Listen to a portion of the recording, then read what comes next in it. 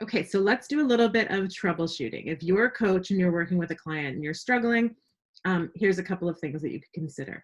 So quite often, if one of our coaches comes to us at Avalon with a question, or if they're struggling working with a client, one of the first questions that we will ask is, what was your evidence procedure?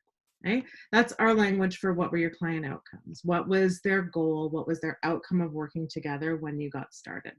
And then we take a look at that and make sure that the evidence procedure is concrete, is measurable, is very specific, almost like a SMART goal, except not written like a SMART goal. It's just a few bullet points of the things that they're looking to achieve.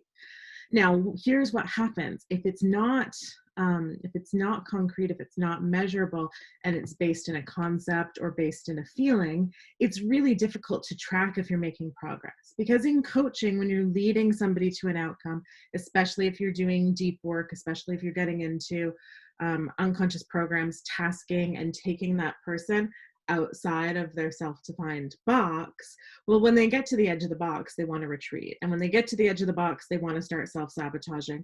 When they get to the edge of the box, sometimes they don't like their coach very much. And this can feel like things are going wrong when actually you should be going, yes, I've got them right where I want them. We're about to cross that threshold. But when you're at that point and you're starting to second guess and question, you really need to have a very clearly defined evidence procedure.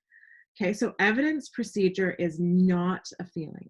Okay? Our feelings are wonderful. We believe in emotional intelligence. We believe in teaching our clients about emotional intelligence, honoring their emotions and allowing the process to be very emotional. But when it comes to evidence procedure, emotions have no business in being there. Right? Emotions have no business being in the evidence procedure, no business being in the outcomes, which can be tricky because quite often a client will come and you'll say, okay, what do you want? Like, if I could wave that magic wand, where would you be at the end of this? And they'll give you a concept or something that's not measurable or a feeling, and they'll say, I just want to be happy. I just want to be at peace. I just want to feel good. Okay? And we write that down saying, well, that sounds good. Like, I can make you happy. No, they can actually be happy in any given moment. And happy is subjective and happy is not measurable, because they can be happy one day and then not happy the next day. And that can have absolutely nothing to do with whether or not they're getting a result with you. So what you need to do is what we would say chunk down. Okay. So in NLP, chunking down just means getting more specific, right? So you have to say, okay, so what would you be doing differently when you're happy that you're not doing now? Right? What specifically? And keep chunking them down until they give you a specific answer. Because they could say, well, I'll be putting myself out there. I'll be hanging out with friends. I'll be doing more in my garden. I will be sending out resumes for the jobs that I really want. Like, whatever those answers are, as long as it's something that when you put your coach hat on and check on it and you say, okay, that's measurable. I can task around that. I can build a process that meets those outcomes and do some accountability work on it, then great. But if it's based in a concept, it's not measurable. And the part of the problem is your client doesn't know where they're at in your process. You don't know where your client's at in your process. And then the process could take forever, because who knows, they can be up, down, and all over the place if you don't have concrete, measurable evidence procedure.